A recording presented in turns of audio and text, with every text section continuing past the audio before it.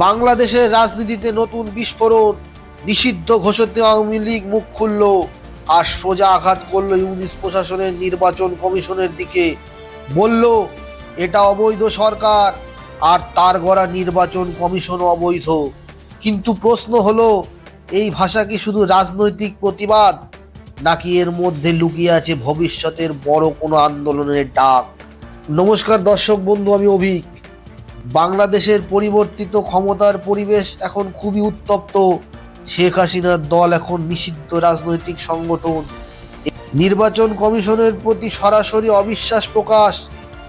এর মানে ভবিষ্যতের নির্বাচন এবং আন্দোলনের প্রস্তুতির দিকে ইঙ্গিত দিচ্ছে। অবৈধ সরকার, অবৈধ ইসি, এর মানে কি? আওয়ামী লীগের বক্তব্য থেকে তিনটি মূল বার্তা বেরিয়ে আসছে। সরকারকে তারা অবৈধ বলছে না। ইউনিস প্রশাসন ক্ষমতায় এসেছে সেনা সমর্থিত প্রক্রিয়ায়, এই অভিযোগ তুলে ধরা হচ্ছে। তাদের দাবি, এটি জনগণের ভোটে নির্বাচিত সরকার নয়। নতুন ইসি গঠনের প্রক্রিয়া নিয়ে প্রশ্ন তুলে বলা হচ্ছে এটি একটি নিয়োগপত্র, ক্ষমতাসীনদের হাতিয়ার। ভবিষ্যতে নির্বাচনকে জিরো ক্রেডিবিলিটির বার্তা। দলটি স্পষ্ট জানিয়ে দিচ্ছে এই ইসির তত্ত্বাবধানে কোনো নির্বাচন মান্য করা হবে না। আন্তর্জাতিক সম্প্রদায়ের প্রতি বার্তা, তারা চায় বিদেশি শক্তিগুলো বর্তমান সরকারের নির্বাচন প্রক্রিয়ার উপর আস্থা না রাখুক। মানবাধিকার, গণতন্ত্র, ফেয়ার ইলেকশন, এসব প্রশ্নের চাপ বাড়ুক।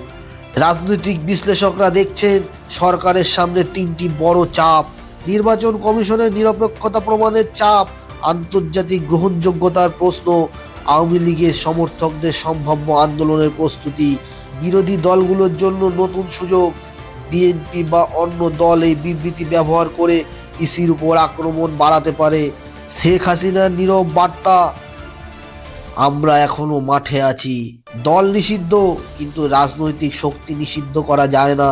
হাসিনার দল চায় দেশের রাজনৈতিক অস্থিরতা চলুক, যাতে হাসিনার পুনর্গমন সহজ হয়। নির্বাচন হলে আমরাই চ্যালেঞ্জ, ইউনিস প্রশাসন যাই করুক। আওয়ামী লীগ জানাচ্ছে তারা ভবিষ্যতের রাজনীতির কেন্দ্রবিন্দুই থাকবে।